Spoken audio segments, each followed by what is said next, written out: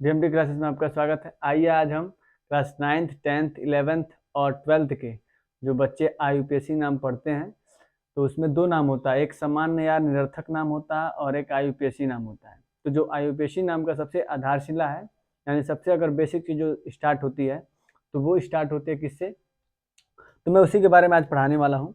तो सबसे पहले स्टार्ट होता है एल्केन, एल्कीन और एल्काइन। इसके पहचानने के कई रूल हैं, यानी कि अगर इसे आप बंधुओं के हिसाब से अगर पहचानना चाहते हैं, यानी अगर किसी परमाणु या यौगिक मिलेगा आपको और उस यौगिक को देखकर अगर आपको पहचानना है कि वो एल्केन है कि एल्काइन है या एल्कीन है, तो उसको एक है कि आप उसे बंध के हिसाब से पहचान सकते हैं कि उनके मध्य कौन सा आबंध उपस्थित है, और एक है आपका कि उनमें कितने परमाणुओं ने भाग लिया है। उसके आधार पर भी आप यह पता कर सकते हैं कि वह एल्केन है कि एल्कीन है कि एल्काइन है। यानी मैं जितने इसके संभव होंगे यानी जितने प्रश्न इससे बन चुके होंगे या बन सकेंगे उनको मैं बताऊंगा, और इनके पहचानने के रूल को बताऊंगा, और इस पे जो आधारित उदाहरण होंगे मैं उन सबको बताऊंगा।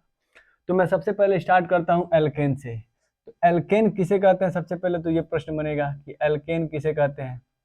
एल्केन, तो एल्केन का मतलब होता है यानी हाइड्रोकार्बन की वह श्रृंखला, यानी हाइड्रोकार्बन। तो सबसे पहले मैं ये भी बता देता हूँ कि हाइड्रोकार्बन किसको कहते हैं। भाई जब डिफिनेशन में हाइड्रोकार्बन जब आएगा तो हाइड्रोकार्बन का मतलब क्या होगा, तो हाइड्रोकार्बन का मतलब कि हाइड्रो का मतलब हाइड्रोजन और कार्बन का मतलब कार्बन, यानी कि जिन यौगिकों का निर्माण हाइड्रोजन और कार्बन से होता हो उसे हम लोग कहेंगे क्या, तो हाइड्रोकार्बन। अब ये आप लोग हो सकता है कि समझ में आ चुका होगा कि हाइड्रोकार्बन किसे कहते हैं।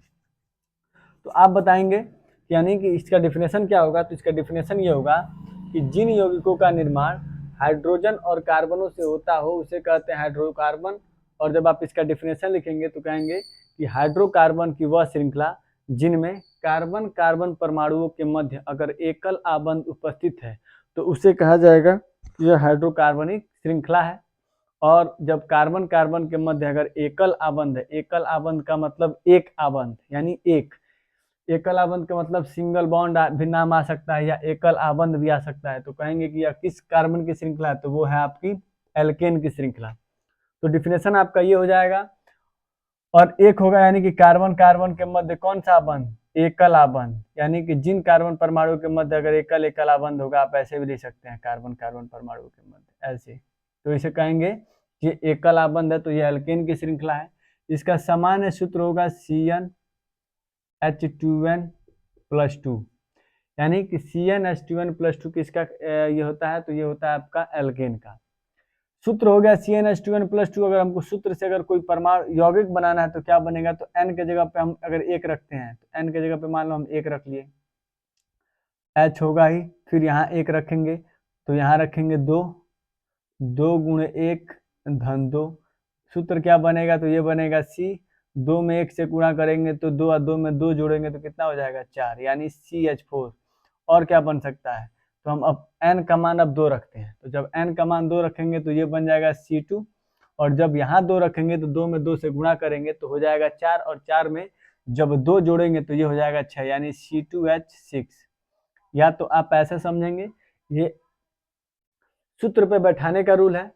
अब या ऐसे आप इसको भी चाहेंगे तो डिफिनेशन में कैसे कहेंगे कि जितने कार्बन होंगे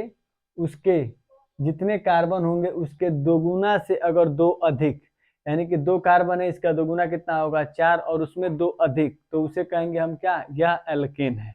ये हो गया सूत्र को पढ़ने का रूल। तो अब मान लीजिए C2H6, अगर मान लीजिए आपको कार्बन मिल जाए कितने 3, जब कार्बन मिल जाएंगे 3 तो आप इसको कैसे पढ़ेंगे, तो इसको आप पढ़ेंगे C3। अब हाइड्रोजन कितने होंगे, तो मैंने अभी पढ़ाया है कि जितने कार्बन होंगे उसके दोगुना से 2 अधिक, तो कार्बन कितने हैं तो इसके दोगुना कितना होगा 6, और 6 में 2 जोड़ेंगे तो ये कितना हो जाएगा 8।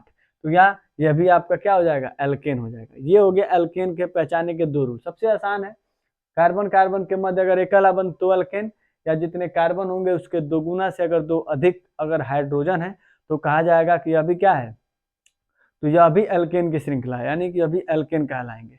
अब आते हैं इनके नामकरण पे। मैं एल्केन एल्कीन को भी इसी तरह क्या करता हूँ, पहले समझा देता हूँ। क्या होगा कि पहले समझ दिया जाए कि एल्केन एल्कीन किसे कहा जाता है, फिर हम उनका नामकरण किया जाएगा। तो अब हम आते हैं दूसरे पे एल्कीन पर। एल्कीन पर, एल्कीन पर। फिर उसी तरह मैं इसको दूसरा भी तीसरा भी लिख लेता हूँ, एल्काइन, एल्काइन पर। यानी कि इन दोनों को भी समझ लिया जाए, तीनों को पहले समझ लिया जाए कि इनके फार्मूले क्या होंगे और इनके पहचानने के रूल क्या होंगे। तो मैंने दो ही माध्यम बताया, एक या तो आप बंध के हिसाब से पहचानिए या उसको सूत्र के माध्यम से। तो एल्कीन आ गया, तो एल्कीन में कौन से बंध होंगे, तो कार्बन कार्बन परमाणु के मध्य डबल आबंध होना चाहिए।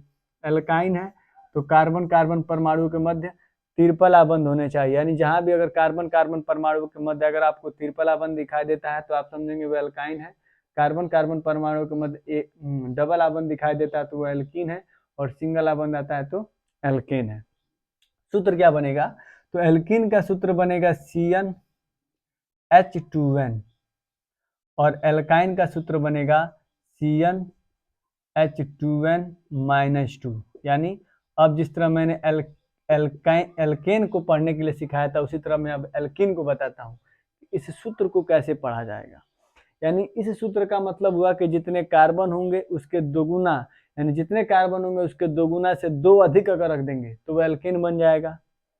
और एल्कीन का मतलब ये हुआ कि जितने कार्बन होंगे अगर उसके दोगुना हाइड्रोजन है, यानी कि अगर हम दो कार्बन रखते हैं और उसका दोगुना करेंगे तो कितना आएगा, 4। यानी कि जितने कार्बन उसके दोगुना हाइड्रोजन, तो वो बन जाएगा एल्कीन। और एल्काइन का रूल ये कहता है कि जितने कार्बन होंगे उसके दोगुना से दो कम, अगर दो कम हो रहा है तो एल्काइन हो रहा है दोगुना से, और दोगुना से दो अधिक आ रहा है, अधिक हो रहा है तो एल्केन बन रहा है, और दुगुना हो रहा है तो एल्कीन बन रहा है। आइए समझते हैं एग्जाम्पल के थ्रू। यानी कि अगर मान लीजिए हम C3 रख रहे हैं, तो C3 यानी जितने कार्बन उसके दोगुना हाइड्रोजन, तो इसका दोगुना हाइड्रोजन कितना होगा, 6, तो ये बनेगा क्या, एल्कीन। और जब इनकी हम विन्यास पढ़ेंगे, यानी विन्यास आपको जब पढ़ाया जाएगा, बताया जाएगा, तो विन्यास जब प्राप्त करेंगे तो उसमें कार्बन कार्बन परमाणुओं के मध्य कौन से आबंध उपस्थित होंगे, तो आपके उपस्थित होंगे डबल आबंध। उसी तरह एल्काइन में क्या होगा, एल्काइन में मान लीजिए हम C3 रखते हैं, तो C3 होगा तो इसका दोगुना कितना होगा, 6, और 6 में से जब दो कम करेंगे तो कितना हो जाएगा, 4। दोगुना से दो अधिक तो 8, दोगुना तो एल्कीन, दोगुना से दो कम तो 4। यही हुआ पहचानने का रूल। दो रूल, सिंगल आबंध तो एल्केन, दोगुना से दो अधिक यानी जितने कार्बन होंगे दोगुना से दो अधिक तो एल्केन, डबल आबंध दोगुना हाइड्रोजन तो कहा जाएगा एल्कीन, ट्रिपल आबंध दोगुना से दो कम तो उसे कहा जाएगा कि यह क्या है, तो यह आपका एल्काइन है। ये हो गए पहचानने के रूल। यानी कि अगर आप आईयूपीएसी नाम पढ़ेंगे तो सबसे पहले तो आपको यही जानना पड़ेगा कि एल्केन है कि एल्कीन है कि एल्काइन है। उसके बाद उसमें आपका फिर दूसरा चरण ये आता है, पहचानने का रूल तो आपने जान लिया, फिर दूसरा चरण ये आता है कि अगर एक कार्बन होगा तो उसके लिए क्या लिखेंगे, दो कार्बन होगा तो उसके लिए क्या लिखेंगे, तीन कार्बन होगा तो उसके लिए क्या लिखेंगे। नॉर्मली 10 तक होता है, 10 से अगर आप ऊपर भी याद 15-20 तक होता है, लेकिन आप 10 तक याद कर लेते हैं तो ये आपके लिए सही है। जैसे मान लीजिए अभी अगर आपको स्क्रीनशॉट करना है तो आप स्क्रीनशॉट ले सकते हैं। अब मैं इसको इरेजर करूंगा और इन सभी चीज़ों को फिर से, यानी अगर एक कार्बन आएगा तो उसके लिए क्या लिखेंगे, दो कार्बन आएगा तो उसके लिए क्या लिखेंगे, तीन कार्बन आएगा तो उसके लिए क्या लिखेंगे। अगर आपको याद होगा तो और अच्छी चीज़ है, मैं यहाँ लिखता हूँ। अगर मान लीजिए ये C1 है, C2 है, C3 है, C4, C5, C6, C7, C8, C9 और C10। मैं ये दिखाई दे रहा है ना, C1 C2, अब यहाँ पे मैं सबको इंडिकेट कर रहा हूँ, C1 C2 C3 C4 C5 C6 C7 C8 C9 और C10। यानी कि अगर एक कार्बन आएगा तो उसके लिए हम क्या लिखेंगे, दो कार्बन आएगा, यही मैंने क्रम लिखा है, जिससे अब मैं वीडियो को रोकता फिर लिखता तो मैंने सोचा किसी में लिखते चलता हूँ। यानी कि अगर एक कार्बन आएगा तो उसके लिए लिखेंगे हम क्या, तो मेथ, दो कार्बन आएगा तो एथ, एथ इंग्लिश में भी मैं लिखूंगा अभी, तीन के लिए लिखा जाएगा प्रोप, C4 यानी 4 आएगा तो उसके लिए लिखेंगे हम ब्यूट, 5 आएगा तो उसके लिए लिखा जाएगा पेंट, और 6 आएगा तो उसके लिए लिखा जाएगा हैक्स, 7 आएगा तो उसके लिए लिखा जाएगा हैप्ट, सॉरी हैप्ट, और 8 आएगा तो उसके लिए लिखा जाएगा ऑक्ट, और नॉन आएगा यानी 9 आएगा तो उसके लिए लिखा जाएगा नॉन, और 10 आ जाएगा तो 10 के लिए लिखा जाएगा डेक। यानी ये कार्बन के परमाणुओं की संख्या हो गई और उनके जगह पे इनका नाम। आप चाहेंगे तो इसको इंग्लिश में भी लिख सकते हैं, बल्कि इंग्लिश में मेरे हिसाब से क्या होता है कि आसान होता है, मेथ नामकरण करने में भी और ऐसे भी। मेथ, एथ, ये हो जाएगा आपका प्रोप, ये हो जाएगा आपका ब्यूट, और ये हो जाएगा आपका पेंट, और ये हो जाएगा आपका हैक्स, ये हो जाएगा आपका हैप्ट HEPT, और ऑक्ट का हो जाएगा OCT, यन हो जाएगा, और इसका हो जाएगा DEC डेक। यानी कि एक कार्बन आएगा, एक कार्बन, तो एक कार्बन के लिए लिखेंगे हम मेथ, 2 कार्बन आएगा तो 2 के लिए लिखा जाएगा एथ, और 3 आएगा तो 3 के लिए लिखेंगे हम प्रोप, PROP। C4 यानी 4 कार्बन आएगा तो उसके लिए लिखेंगे हम BUT, ये यू है BUT। उसके बाद से 5 आएगा तो 5 के लिए लिखा जाएगा पेंट, PENT। 6 आएगा यानी 6 कार्बन आ जाएंगे तो 6 के लिए लिखा जाएगा हैक्स। ये आपको मैं बताऊंगा कि कैसे इसको व्यवस्थित किया जाएगा, बस आप ये जानिए कि ये कार्बन अगर आएंगे तो कैसे लिखा जाएगा। C8 ऑक्ट, C9 नॉन, और C10 डैक। ये हो गए कार्बनों की संख्या पे यानी उनका नाम। सिंगल आप अभी 2 चीजें आप सिखाई गई हैं, 2 चीजों को आपको ध्यान देना है। पहला कि अगर सिंगल आबंध है तो वो एल्केन है, डबल आबंध है तो एल्कीन है, ट्रिपल आबंध है तो एल्काइन है, और ये कार्बनों की संख्या है यानी कि जितने कार्बन होंगे उसके आधार पर उसका नाम। अब हम आते हैं 1-2 एग्जाम्पल पर। तो जब हम एल्केन से स्टार्ट करते हैं तो एल्केन पे ही, तो एल्केन को मैं फिर एक बार और लिखता हूँ क्योंकि मुझे इसकी जरूरत पड़ेगी। एल्केन, तो इसका सामान्य सूत्र क्या होगा? सामान्य सूत्र का मतलब यानी वह सूत्र जो सभी यानी एल्केन की प्रत्येक श्रृंखला पे लागू हो। जैसे मान लीजिए हम ले लेते हैं, पहला इसका सामान्य सूत्र होगा CnH2n+2। नामकरण, जब हम इसका नाम लिखेंगे तो इसके नामकरण में 2 विधि आपको बताई गई है अभी पहचानने की। तीसरा विधि अब मैं बताने जा रहा हूं कि अगर इसको पहचानना होगा तो इसको आप क्या करेंगे। सामान्य सूत्र से पहचान सकते हैं यानी उसका जो सूत्र होगा उसके हिसाब से पहचान सकते हैं। दूसरा आपको बताया गया कि उसमें बंद के हिसाब से आप पहचान सकते हैं। और तीसरा आपको बताया जाएगा कि उसके नाम में अगर उसका अनुलग्न लगा है, यानी कि जो आप लोग पढ़े होंगे उपसर्ग और प्रत्यय। तो उपसर्ग का मतलब कि जो नाम के आगे जुड़ता है उसे कहते हैं हम लोग उपसर्ग, और जो नाम के पीछे यानी बाद में जुड़ता है तो उसे हम लोग कहते हैं प्रत्यय।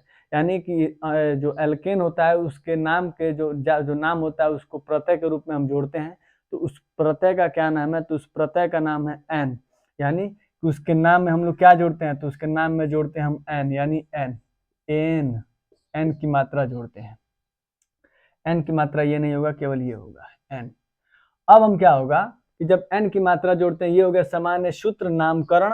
अब हम सिखाते हैं एल्केन, यानी एल्केन का मान लो हम ले लेते हैं C2H6, C4H8, C4H10 और C5H12। ये सभी एल्केन है, मैं भी बताऊंगा आपको।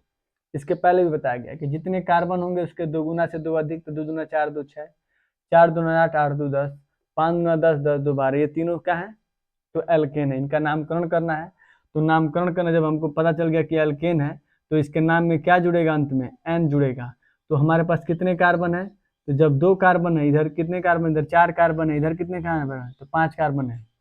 तो जब 2 कार्बन है तो 2 कार्बन के लिए क्या लिखा जाएगा? तो 2 कार्बन के लिए लिखा जाएगा एथ।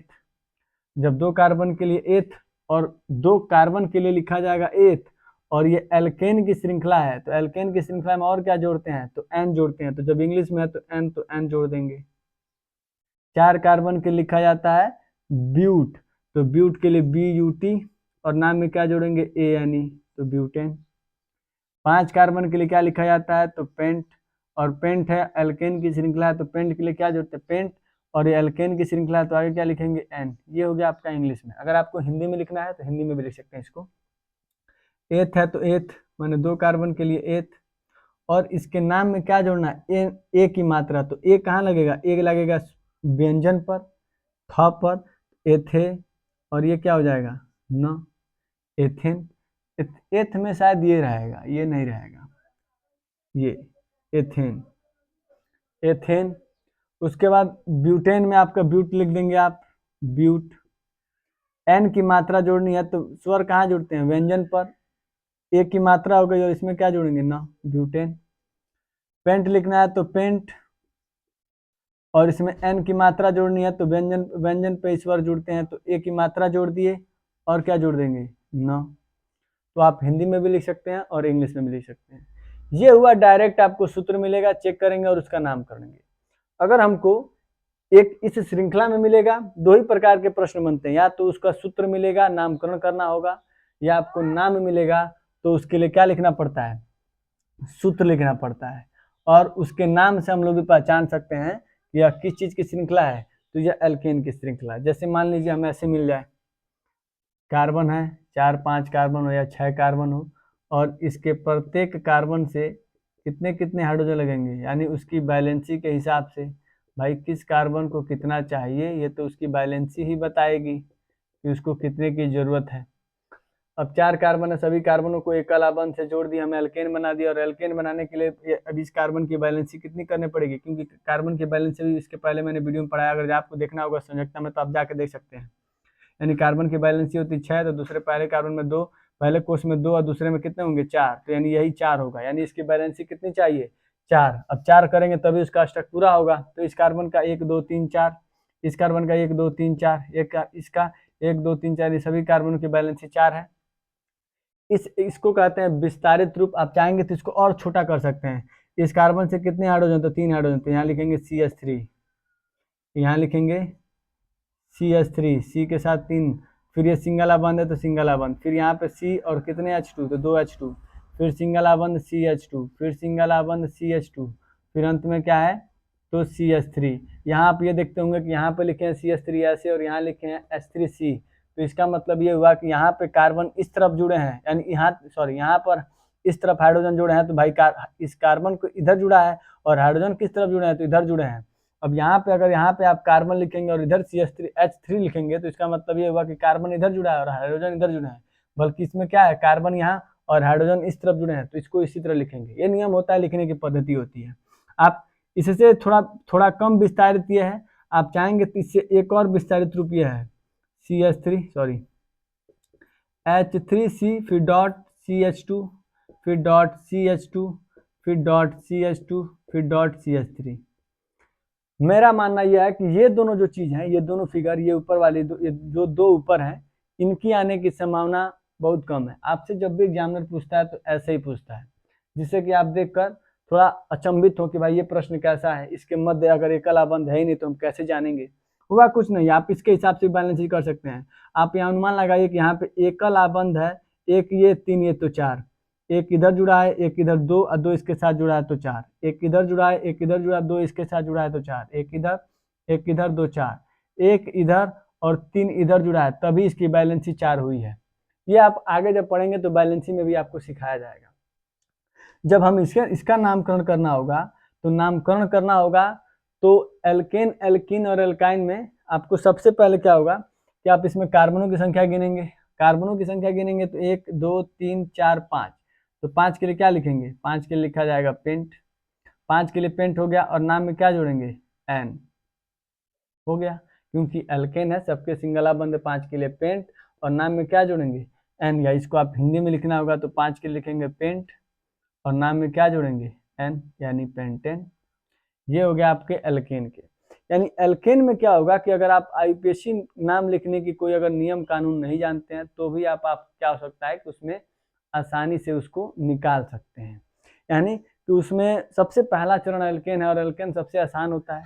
जब आप एल्कीन पे जाते हैं तो एल्कीन में क्या हो जाती है कि चीज़ें थोड़ी ब्रॉड हो जाती हैं, यानी उसमें आपको पहले आईयूपीएसी नाम के नियम कानून आपको जानने ही पड़ेंगे। तो सबसे पहले आपको इसके नियम को जानना चाहिए, यानी कि इसमें मुख्यतः मेरे मानने से 2 से 3 नियम है।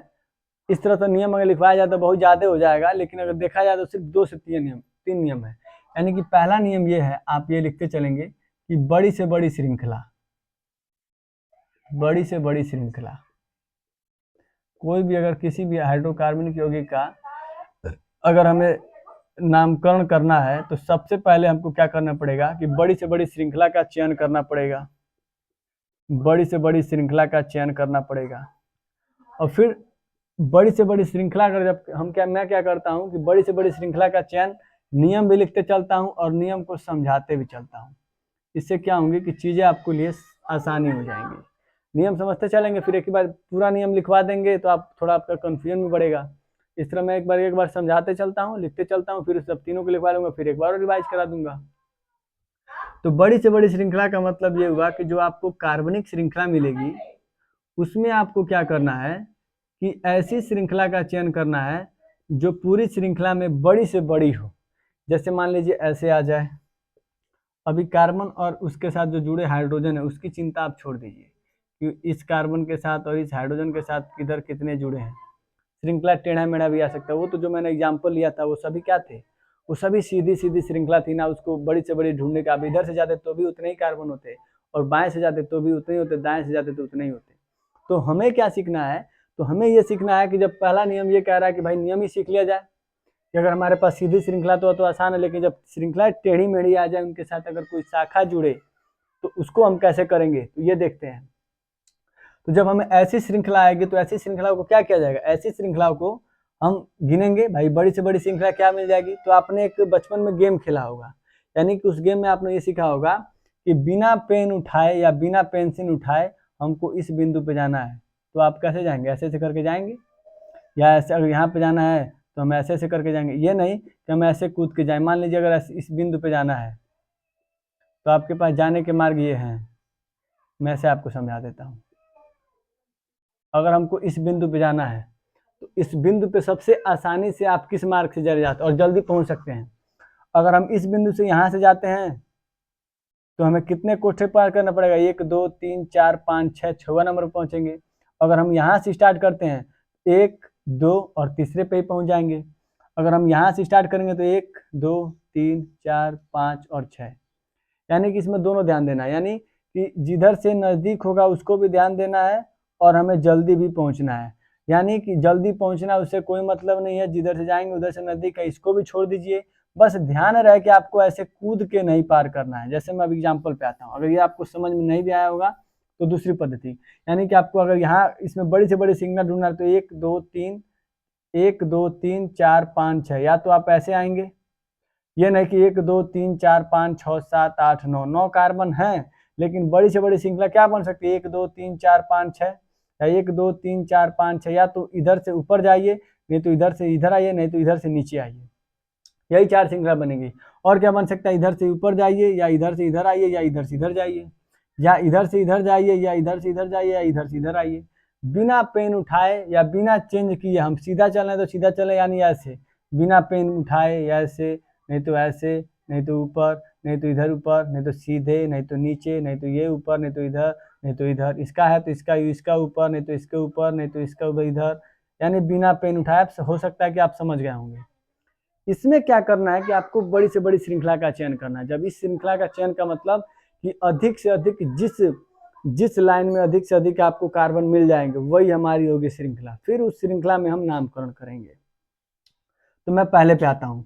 अगर मैं यहाँ से स्टार्ट करता हूँ तो 1 2 3 4 और ये 5 और ये 6, मैं अगर इस श्रृंखला को लेता हूँ तो कितने कार्बन मिल रहे हैं मुझको, तो 6 कार्बन। मैं और भी चेक कर लेता हूँ। और हाँ, ये ध्यान रहे कि उसमें बड़ी से बड़ी श्रृंखला ही होनी चाहिए, नहीं कि अब कोई भी श्रृंखला, अब 6 मिल रहा है आपने 5 का चयन कर लिया तो गलत माना जाएगा। 1 2 3 4 5 6, अगर मैं इधर से आ रहा हूँ 3 3 6, तो यह भी 6, यह भी 6, नीचे आ गया तो 5 मिल जाएंगे। ये 1 2 3 4 5, इधर 5 मिल रहा है, 1 2 3 4, नीचे 4 मिल रहा है, 1 2 3 4 5 6, यानी इधर से भी 6, इधर से भी 6 और इधर से भी 6, यानी इसमें डिसाइड हो चुका है कि जो कार्बनिक श्रृंखला मिलेगी वो 6 कार्बन की होगी।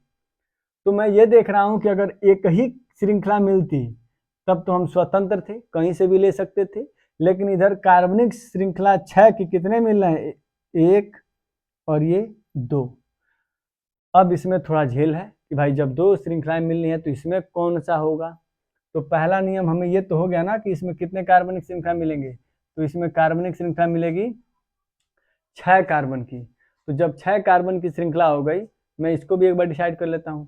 तो इसमें 6 कार्बन की हो गई, तो इसको देख लेते हैं, 1 2 3 4 5, अगर मैं इन सभी चारों को लेता हूँ तो ये 4 यानी 5 कार्बन, 1 2 3 4 5, यानी ये वाला लेता है तो 5 कार्बन, 1 2 3 4 5, ये वाला लेता हूँ तो भी 5, 1 2 3 4 5, ये भी 4 है, ये 5, ये 5, ये 4, 1 2 3 4 और इधर आ जाएंगे तो 5, 5 ही मिलेगा, 1 2 3 4 5, 1 2 3 4, ये हो गया। उसके बाद 1 2 3 4 5 6, तो इसमें क्या हुआ, अब 5 से हम इसमें आ गए 6 में, यानी 1 2 3 4 5 6, आप इधर से जाएंगे तो भी 6, इधर से जाएंगे तो भी 6, ये हो गया आपका नियम पहला कि बड़ी से बड़ी श्रृंखला। मुझे नहीं लगता कि अगर आपको आया होगा, यानी हो सकता है कि सबको आ गया होगा कि आप इसमें बड़ी से बड़ी श्रृंखला में क्या हो गया है कि अब चयन करना आप लोगों को आ गया होगा। फिर दूसरा है कि जब आपने बड़ी से बड़ी श्रृंखला का चयन कर लिया तो दूसरा यह नियम कहता है कि संख्याकरण, दूसरा नियम ये कहता है कि आप उसका करेंगे क्या, तो उसका आप करेंगे संख्याकरण यानी कि काउंटिंग। अब यहाँ काउंटिंग का क्या मतलब हुआ, ये भी आपके दिमाग में आया होगा। बड़ी से बड़ी श्रृंखला तो आपने सीख लिया, काउंटिंग का क्या रूल है, तो काउंटिंग का रूल ये है कि आप उसको संख्या से दिखाएंगे कि जिस श्रृंखला को मैंने चयन किया है।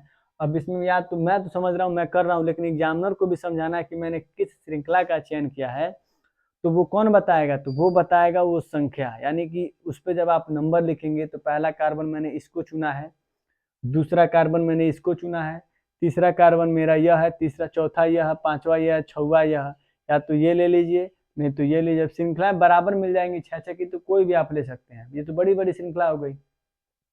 दूसरा संख्याकरण का है, तो संख्याकरण में आपको क्या करना होता है कि काउंटिंग दिखानी होती है, लेकिन संख्याकरण का भी उसमें भी एक रूल है कि उधर से संख्याकरण करेंगे जिधर से अनुलग्न नजदीक होगा, अनुलग्न नजदीक होगा, अनुलग्न नजदीक होगा। मैं अभी आपको बताऊंगा कि अनुलग्न नजदीक होगा कि अनुलग्न का क्या मतलब है।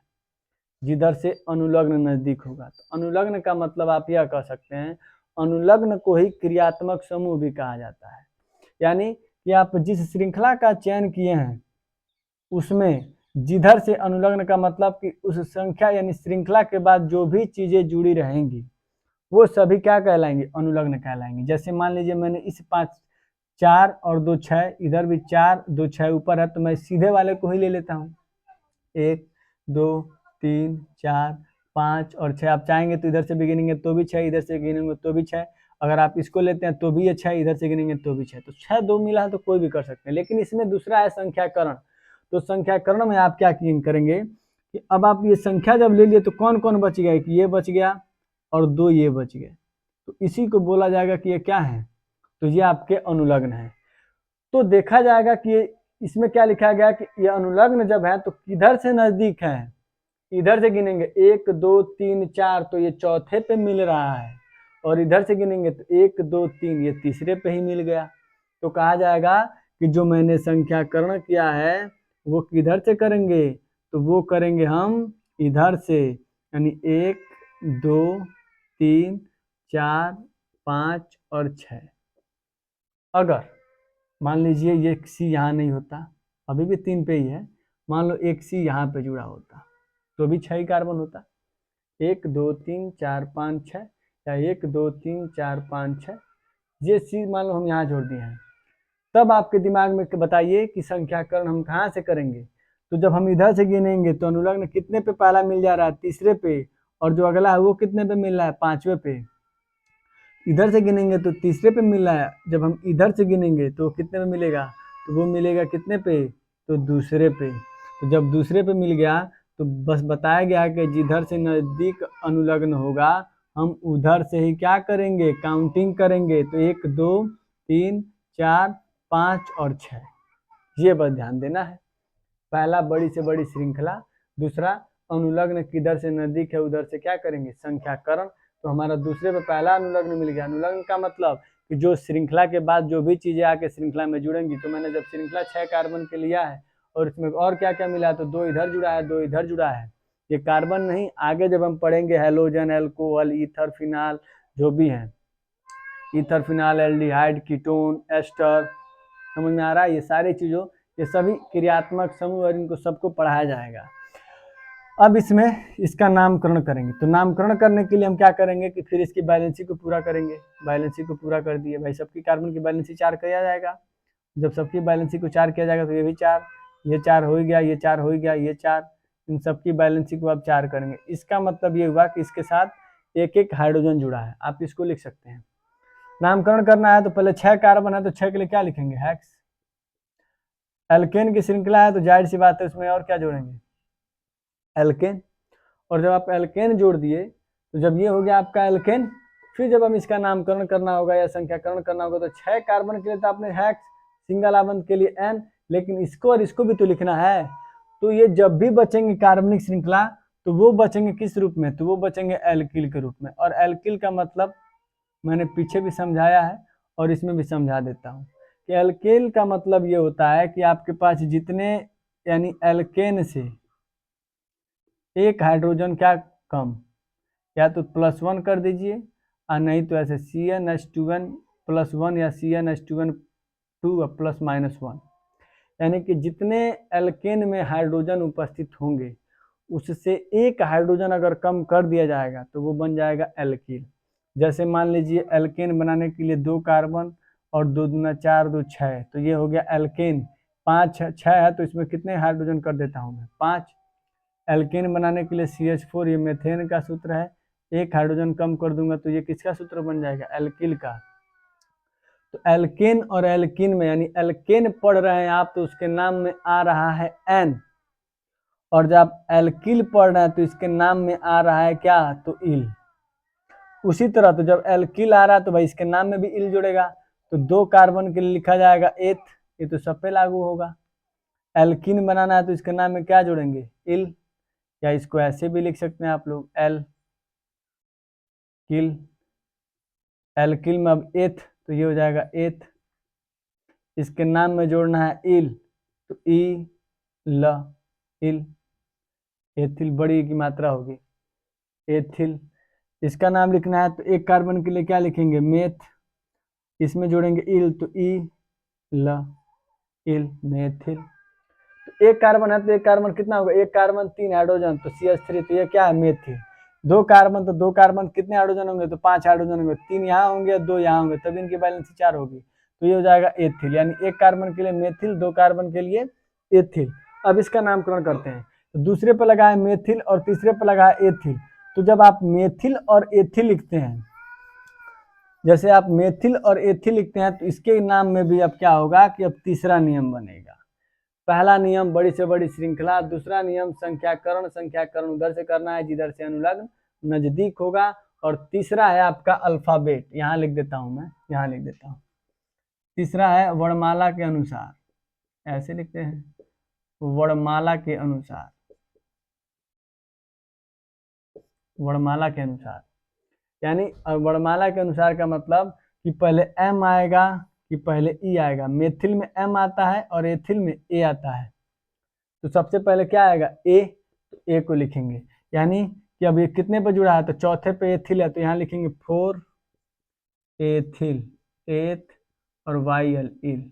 उसके बाद हेक्सेन भी लिख सकते हैं या एम, तो अनुलग्न को लिखते हैं 4 एथिल और दूसरे पे क्या लगा है, मेथिल, तो 2 मेथिल,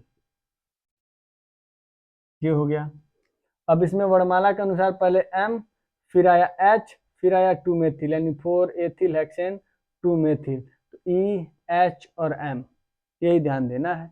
उसी तरह हम क्या करेंगे, एल्किन का करेंगे। अब एग्जांपल लेता हूं मैं एल्किन का, नियम आपको पता चल गया। अब एल्केन एल्किन एल्काइन तीनों का करते हैं। एल्किन के लिए डबल आबंध चाहिए, कार्बन कार्बन के मध्य हम 4-5 कार्बन लेते हैं और सबकी बैलेंसी को क्या कर देते हैं, पूरा करते हैं।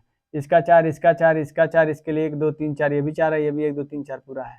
नामकरण करेंगे तो नामकरण में बड़ी से बड़ी श्रृंखला, सीधी श्रृंखला, तो इसमें कुछ देखना नहीं है भाई, 4 ही कार्बन होंगे। तो फिर दूसरा संख्याकरण किधर से करेंगे, तो इधर से करेंगे तो भी 4, इधर से करेंगे तो भी 4, तो किधर से नजदीक होगा, तो अभी अब इसमें शाखा नहीं जुड़ा है तो अब शाखा का काम कौन करेगा, तो ये डबल आबंध करेगा। तो ये हो जाएगा पहले पे, ये हो जाएगा दूसरे पे, ये हो जाएगा चौथे पे और ये हो जाएगा 5वें पे। 5 कार्बन है क्या, हाँ 5 कार्बन, सॉरी 5 कार्बन हो गए। तो पहले पे लगाया अनुलग्न, तो पहले 5 कार्बन के लिए क्या लिखेंगे, तो 5 कार्बन के लिए लिखेंगे पेंट। इसमें लगा है डबल आबंध, तो डबल आबंध के लिए क्या लगाएंगे, इन। कितने नंबर पे लगाया, तो पहले पे ही लगाया, तो पहला। जब चीजें पहले पे जुड़ी होंगी तो इसमें आप नंबर लिखेंगे तो भी सही है, नहीं लिखेंगे तो भी सही है। ये मान के चला जाता है कि जब अनुलग्न लगा है तो वो पहले पे ही लगा है, तभी उसको नाम लिखा नहीं जाता। अगर पहला आप लिख देते हैं तो भी सही है। अगर मान लीजिए हम यहाँ शाखा कोई जोड़ दिए होते, तो शाखा जोड़ दिए होते, तो शाखा में कुछ नहीं करना है आपको। जैसे अब इसमें 5 कार्बन थे, 5 कार्बन से तो 5 कार्बन के लिए आपने पेंट लिख दिया है, डबल आबंध के लिए इन लिख दिया है। फिर जब यहाँ शाखा जुड़ जाएगी तो हमारा ये काम ये बढ़ जाएगा। इसमें हम देखना पड़ेगा कि फिर बड़ी से बड़ी श्रृंखला क्या मिलती है। तो जब बड़ी से बड़ी श्रृंखला क्या मिलेगी, 1 2 3 4, 1 2 3 4 5, 1 2 3 4 5, 1 2 3 4, यानी 5 ही कार्बन की मिलेगी। तो फिर हमारा नाम में कुछ परिवर्तन थोड़ी करना है, बस आपको ये ध्यान देना है 5 कार्बन के लिए पेंट, 5 कार्बन के लिए पेंट। और यहाँ पे आपका डबल आबंध, डबल आबंध के लिए लिखेंगे इन, फिर डबल आबंध के लिए लिखा जाएगा इन। और उसके बाद अब इसका भी तो नाम करना पड़ेगा, तो इधर से गिनेंगे तो 1 2 तीसरे पे, और इधर से गिनेंगे तो भी तीसरे पे। तो स्वतंत्र है, आप जिधर से चाहेंगे उधर संख्याकरण कर सकते हैं। तो तीसरे पे इसको भाई, इसको क्या कहेंगे, इसको कहेंगे मेथिल। जब तीसरे पे मेथिल है तो यहाँ एम आएगा, MnO_P, तो पहले एम आएगा कितने पे, तो तीसरे पे, तो यहाँ लिखेंगे 3 और यहाँ लिखेंगे मेथिल। तो ये हो जाएगा आपका 3 मेथिल। उसके बाद क्यों इतना फीका चल रहा है, 3 मेथिल। अब एक और मैं ले लेता हूँ, एक और एग्जाम्पल थोड़ा टेढ़ा मेढ़ा, उसमें डबल आबंध में देता हूँ। जैसे मान लीजिए मैं ले लेता हूँ कार्बन की 5-6 श्रृंखला और उनके मध्य में कहीं पर डबल आबंध में दे देता हूँ, और एक ऐसे इसमें अब एल्कीन है क्योंकि डबल आबंध है, तो 1 2 3 4 5 6 7, 1 2 3 4 5 6 7, 1 2 3 4 5, 1 2 3 4, 1 2 3 4 5 6 7, 7 कार्बन की मिलेगी। आप चेक करते होंगे। फिर सबकी बैलेंसी को पूरा कर दिया जाए, सबकी बैलेंसी को जब पूरा किया जाएगा तो ऐसे आएगा, ये सबकी बैलेंसी पूरी हो गई। इसका मतलब मैं फिर बता दूं, ये हाइड्रोजन है, बैलेंसी आपको आना चाहिए। फिर उसके बाद 7 कार्बन है, तो फिर पहले से बड़ी श्रृंखला दूसरा हमारा ये है कि जब संख्याकरण करना है तो संख्याकरण में आप क्या कर सकते हैं, तो संख्याकरण का मतलब कि इधर से गिनेंगे, किधर से गिनेंगे, तो इधर से गिनेंगे तो कितने नंबर पे अनुलग्न मिल रहा है, दूसरे पे, यानी यही ना आप कार्बनिक श्रृंखला लिए हैं। जब यही कार्बनिक श्रृंखला लिए हैं, अनुलग्न का मतलब क्या कि यानी कार्बनिक, कार्बन से जो जुड़ने वाले समूह हैं। तो अगर कार्बन नहीं होते तो अनुलग्न हम इसी को मान लेते हैं। अनुलग्न यह भी काम कर रहा है, लेकिन अब देखेंगे कि इसमें भी शाखा है, इसमें भी शाखा है, यहाँ पे भी शाखा है। तो यहाँ पे शाखा मिला दूसरे पे और यहाँ पे भी मिला दूसरे पे, तो अभी कभी कंपेयर ना, अभी ये 2 बचे हैं, 1 2 3, तीसरे पे एक और मिल गया, दूसरे पे मिल गया, तीसरे पे मिल गया, यहाँ पे दूसरे पे मिल गया 1 2 दूसरे पे, लेकिन तीसरे पे नहीं मिला। तो अब क्या करेंगे, हम इधर से गिनेंगे 1 2 3 4 5 6 और 7, 7 के लिए क्या लिखा जाएगा, तो 7 के लिए लिखा जाएगा है। डबल आबंध है तो यहाँ लगाएंगे इन। अगर डबल आबंध पहले पे होता तो नंबर लिखने की आवश्यकता नहीं थी, लेकिन डबल आबंध कितने पे है, तो 5वें पे है, तो 5वें पे लिख सकते हैं। या तो आप इसको नाम में जोड़ सकते हैं, या चाहें तो आप इसको अलग अलग भी लिख सकते हैं, यानी कि 7 के लिए है और 5वें पे और क्या इसमें लगा है, तो इसमें लगा है इन। ऐसे भी लिखोगे तो भी सही है, या इसको नाम में ही जोड़ दो कि 7 कार्बन की श्रृंखला है, वो है उसमें डबल आबंध, तो कितने नंबर पे, तो 5वें नंबर पे। ये हो गया, क्या क्या हो गया, तो कार्बनों की संख्या और उसमें उपस्थित डबल आबंध। बचे क्या, तो ये तीनों बचे हैं। तो इसको बोला क्या जाता है, तो इन तीनों को बोला जाता है मेथिल। कहाँ कहाँ पर है, तो मेथिल है दूसरे पे, तीसरे पे और चौथे पे। तो हम ऐसे तो लिखेंगे नहीं कि 2 मेथिल, 3 मेथिल, 4 मेथिल। इन सबको अलग अलग लिखने से बढ़िया है कि हम इन तीनों को एक ही जगह लिखें। तो पहले आएगा H, उसके बाद M, तो यहाँ लिखेंगे दूसरे पे, तीसरे पे और किस पे, चौथे पे, यानी कि चौथे पे क्या है, तो मेथिल है। ये आपका हो गया। लेकिन इसमें एक चीज और ध्यान देना है, ये दूसरे पे बा मेथिल, तीसरे पे है मेथिल, चौथे पे है मेथिल, कितने हैं मेथिल, तो आपके 3 है, 1 2 3, 1 2 3, तो यहाँ 3 के लिए लिखा जाएगा ट्राई, TRI। मैं यहाँ लिख देता हूँ। जब एक के लिए तो लिखा नहीं जाता है, जब भी आया आपके साथ 2, तो 2 के लिए लिखेंगे आप डाई, 3 आएगा तो 3 के लिए लिखेंगे ट्राई, 4 आएगा तो 4 के लिए लिखेंगे टेट्रा, 5 आकर जुटेगा तो पेंटा। अब चीजें आसान हो जाएंगी। 2 से 10 से 2 और 10 से डाई, 3 से 3 त से ट्राई, याद करने वाला सिर्फ एक है 4। 4 के लिए भाई इसमें थोड़ा नाम नहीं ले, तो 4 के लिए आप याद रखेंगे टेट्रा। द से 2, द से डाई, लगभग संबंध बन रहा है। त से 3, त से ट्राई, 4 से अब इसमें टेट्रा, प से पेंटा, ह से हेक्सा, ये याद हो जाएगा। तो प से 5 पेंटा, 6 के लिए हेक्सा, 7 के लिए हेप्टा। ये कब रूल करना है? जब उनकी क्वांटिटी को दिखाना है, यानी कि 3 थे तो 3 के लिए हम ट्राई लिख दिए, 4 आएगा तो 4 के लिए टेट्रा लिखे। जब एक ही चीज आए, ये नहीं कि भाई इसमें एथिल आ जाती है, इसको यहाँ एथिल हो, यहाँ 2 कार्बन हो, यहाँ 1 कार्बन हो, यहाँ 3 कार्बन हो, तो इन सबको लिखेंगे ट्राई, नहीं। एक ही परमाणु होना चाहिए। जब तीनों को मेथिल को ही लिखना था तो अलग अलग ना लिख के हम एक ही जगह लिख रहे हैं कि दूसरे पर जुड़ा है मेथिल, तीसरे पर जुड़ा है मेथिल, चौथे पर जुड़ा है मेथिल। इनकी संख्या कितनी हो गई? तो 3 है। वो क्या है? तो वो आपकी मेथिल है।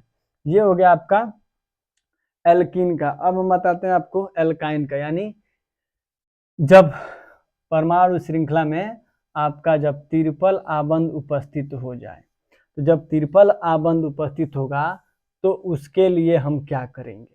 तो जब ट्रिपल आबंध उपस्थित होगा तो क्या करेंगे? जैसे मान लीजिए हम कार्बनिक श्रृंखला लेते हैं और कहीं भी क्या कर देते हैं? ट्रिपल आबंध उपस्थित करते हैं और सबकी बैलेंसी को पूरा करते हैं। यहाँ बैलेंसी पूरी है, 3 1 4, 3 1 4, 4 4 और 4 4, नामकरण करते हैं। तो पहले बड़ी से बड़ी श्रृंखला 1 2 3 4 5 6, 1 2 3 4 5 6, 6 इधर से भी 6 इधर से भी, तो स्वतंत्र हैं, इधर से भी ले सकते हैं। लेकिन किधर से भी लेने के लिए हमको क्या चाहिए? संख्याकरण। तो संख्याकरण किधर से? जिधर से अनुलग्न नजदीक होगा, यानी कि कार्बन और सिंगल आबंध को छोड़कर जितने भी उसकी शाखा में या उसके मध्य आकर जुड़ेंगे वो सभी अनुलग्न कहलाएंगे। तो इधर से 1 2 3 सिंगल आबंध के बाद ट्रिपल आबंध है, तो 1 2 3 तीसरे पे भी ट्रिपल आबंध, इधर से 1 2 3 तीसरे पे अनुलग्न स्वतंत्र है। आप इधर से भी गिन सकते हैं 1 2 3 4 5 और 6, तीसरे पे इधर से भी, तीसरे से तो इधर से गिन देते हैं। कुछ लोग इधर से भी करेंगे तो उनका भी सही है। तो कितने कार्बन? तो यहाँ होगा 6 कार्बन, सॉरी 6 कार्बन के लिए क्या लिखेंगे? हेक्स, और नाम में क्या जोड़ेंगे? आइन। यानी कि एल्केन के लिए जोड़ा जाता है ANE और एल्काइन के लिए जोड़ा जाता है, यहाँ मैं लिख देता हूँ साइड में कहीं यहाँ पे। अगर एकल आबंध है तो उसके लिए लिखेंगे N, डबल आबंध आएगा, मुझको वहीं पे लिखना चाहिए था, इसके लिए मैं क्षमा चाहूँगा, इन, और ट्रिपल आबंध के लिए लिखा जाएगा YNE। इसको मैं ऐसे लिखता हूँ N, इन और यहाँ आइन। ये हो गया आपका, यानी कि जब सिंगल आबंध उपस्थित होगा तो नाम में जोड़ेंगे N, ये हिंदी में इंग्लिश में, हिंदी में इंग्लिश में, हिंदी में। तो हेक्स ट्रिपल आबंध के लिए आइन कितने नंबर पे? अगर पहले पे जुड़ा होता तो नंबर नहीं लिखते, कितने पे जुड़ा है? तो तीसरे पे, तो तीसरे पे। या तो ऐसे और नहीं तो आप ऐसे भी लिख सकते हैं। हेक्स यानी 6 कार्बन की श्रृंखला है और उसमें तीसरे पे और क्या जुड़ा है? तो उसमें तीसरे पे ट्रिपल आबंध भी जुड़ा है। ये हो गया आपका तोड़ के, संयुक्त अवस्था में भी बता दिया गया है और तोड़ने के माध्यम से। अब मैं क्या करता हूँ कि इसमें अब शाखाएं जोड़ता हूँ, थोड़ा ब्रॉड, यानी कि उल्टा सीधा। उल्टा सीधा जोड़ेंगे तो मैं एक ले लेता हूँ एग्जाम्पल। एग्जाम्पल के लिए मान लीजिए हम ले लेते हैं ये ऐसी श्रृंखला हो गई, इधर 3 4 जोड़ दें, इधर 3 4 जोड़ दें, और यहाँ जोड़ देता हूँ मैं ट्रिपल आबंध। ट्रिपल आबंध तो आ गया। श्रृंखला कौन कौन सी हुई? 1 2 3 4 5, इधर 5, 1 2 3 4 5 5, नीचे 1 2 3 4 5 6, 6 कार्बन की श्रृंखला मिली। तो 6 कार्बन की श्रृंखला मिली, तो अब मान लीजिए 6 कार्बन की तो श्रृंखला मिल गई, लेकिन अगर एल्केन होता तब ना आप उसको कोई भी श्रृंखला ले सकते थे कि भाई सब में सिंगल आबंध है तो ले लेंगे। लेकिन मैं ये कह रहा हूं कि अगर आप मान लीजिए 6 कार्बन की श्रृंखला तो आप ले लिए, आप इधर जाएंगे तो भी 6 या इधर से लौटेंगे 6, इसके लिए लिख दोगे 2 कार्बन है तो 2 कार्बन कभी भी एल्किल में ही छूटेगा, 1 कार्बन होगा तो मेथिल, 2 कार्बन होगा तो एथिल।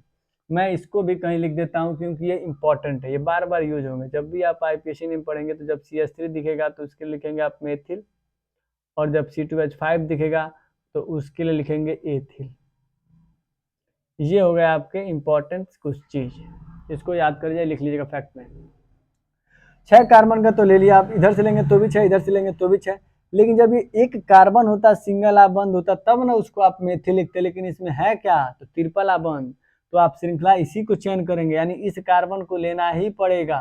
जिसमें तिरपल आबंध उपस्थित है, तब आप किसी श्रृंखला को लेंगे, चाहे श्रृंखला छोटी हो चाहे बड़ी हो, उस अनुलग्न को लिखना ही पड़े, क्योंकि इसके लिए आप क्या लिखेंगे, ये यहाँ मैचर करता है 1 2 3 4 5, 1 2 3 4 5, तो हम सीधा ले लेते हैं 1 2 3 4 और 5 कार्बन हो गए। सबकी बैलेंसी को पूरा कर देते हैं। अगर बैलेंसी पूरा करना आता होगा तो और अच्छा और समझ में आएगा, क्योंकि ज़्यादा थोड़ा वो हो जा रहा है, ये रफ हो जा रहा है, यानी ये बैलेंसी का मतलब सबका 4 कर देना है। तो 5 कार्बन हो गया, तो 5 के लिए क्या लिखेंगे, तो 5 के लिए लिखेंगे हम पेंट। उसके बाद दूसरे पे एथिल, फिर और इसको भी क्या करोगे, तीसरे पे एथिल। अब पहले पे क्या है, तिरपल आबंध, तो पहले पे जब अनुलग्न लगेगा डबल आबंध तिरपल आबंध, तो उसको पहला लिखने की आवश्यकता नहीं है। कोई भी अनुलग्न लगेगा तो नंबर पहले पे होगा तो उसको लिखने की आवश्यकता नहीं है, डायरेक्ट उसका नाम। तिरपल आबंध के लिए क्या लिखते हैं, तो आइन लिखते हैं, या तो ऐसे नहीं तो ऐसे पेंट। और उसके बाद आइन का मतलब आ की मात्रा, और इसमें क्या इन, पेंटाइन, पेंटाइन। उसके बाद दूसरे पे एथिल और तीसरे पे एथिल, तो दूसरे पे एथिल और तीसरे पे एथिल का क्या होगा, तो भाई दूसरे पे एथिल तीसरे पे एथिल कितने एथिल, तो 2 एथिल, और 2 एथिल तो क्या एथिल, तो एथिल। यानी इसको पढ़ेंगे क्या कि दूसरे पे तीसरे पे 2 और क्या है, तो एथिल है। दूसरे पे तीसरे पे ये दोनों क्या है, तो दोनों एथिल है। अब इसमें पहले पी आएगा कि पहले ई आएगा, तो पहले इसका नाम लिखेंगे, दूसरे 2,3 डाई एथिल पेंटाइन। इसको फिर ऐसे भी लिख सकते हैं आप हिंदी में, 2,3 डाई एथिल, और क्या, तो वो है आपका पेंटाइन। अब इसी तरह जब आपको ये आ गया है, मेरे हिसाब से तो मैंने अपने पूरे अच्छे से पढ़ाया है, तो मैं आपको एल्केन एल्कीन और एल्काइन पे 3 होमवर्क देता हूँ। इन तीनों होमवर्क को आपको करके लाना है। यानी क्या आपको करना है, इसको CH3 में संयुक्त अवस्था में देता हूँ, CH2 CH2 CH3, ये एल्केन का है, और एक एल्कीन का CH2 CH3 CH double आबंध CH2, और तीसरा आपको देता हूँ CH2 नहीं CH3 कर लो, CH3 CH सिंगल आबंध CH2 कर लो, सिंगल आबंध C ट्रिपल आबंध CH। इन तीनों को आप क्या कीजिएगा कि कमेंट में बताइएगा। अगर आपको ये वीडियो से आपको एल्केन एल्कीन और एल्काइन नहीं समझ में आया होगा तो आप फिर बताएंगे, तो मैं फिर इसका वीडियो लेकर आऊँगा और आपको अगली बार इससे बेहतर नॉलेज के द्वारा आपको समझा दूंगा, जिससे आपको एल्केन एल्कीन एल्काइन आ जाएगा। अगर IUPAC नाम पढ़ना है तो एल्केन एल्कीन एल्काइन इन तीनों को तो पहले जानना पड़ेगा, फिर हम आगे पढ़ेंगे एल्कोहल, एल्कोहल के बाद ईथर, ईथर के बाद फिर एल्डिहाइड, कीटोन, एस्टर, ये सारी चीज़ों को पढ़ा जाएगा, हेलोजन, इन सबको पढ़ना पड़ेगा। जब तक एल्केन एल्कीन एल्काइन के बारे में आप नहीं जानेंगे तब तक आपको ये नहीं होगा। अब मेरे हिसाब से ये वीडियो बहुत लंबा हो चुका है, लेकिन आपको इसमें अगर कुछ नहीं आया होगा तो आपको ये ध्यान देना है कि पहले कार्बनों की संख्या याद हो जानी चाहिए। अगर क्वांटिटी है तो 2 के लिए क्या लिखते हैं, 3 के लिए क्या लिखते हैं, 4 के लिए लिखते हैं, 5 के लिए क्या लिखते हैं, ये पहचान होगा। पहचानने के और CH3 आएगा तो एथिल एथिल। और फिर सबसे इंपॉर्टेंट इसमें ये है कि आपको नियम याद होने चाहिए। पहला नियम कि बड़ी से बड़ी श्रृंखला, दूसरा संख्याकरण उधर से जिधर से अनुलग्न नजदीक होगा, और तीसरा है संख्याकरण अल्फाबेट यानी वर्णमाला के अनुसार। अब इसी तरह क्या होगा कि अगर अब इसी तरह जो भी आपके दोस्त होंगे आपके क्लास में, उनको भी अगर IUPAC में दिक्कत होगा तो उनके क्या करो कि उनके यूट्यूब चैनल या उनके जो व्हाट्सएप हो या जिस माध्यम से वो जुड़े हों उनके पास इस वीडियो को शेयर कीजिए, और मेरे वीडियो को ज़्यादा से ज़्यादा दोस्तों में शेयर कीजिए, और लाइक कीजिए और सब्सक्राइब कीजिए, और कमेंट में आप इसका आंसर जरूर बताइए, जिससे कि मेरा और मनोबल बढ़े और मैं इससे भी बेहतर करने के लिए कोशिश करूँ। जय हिंद।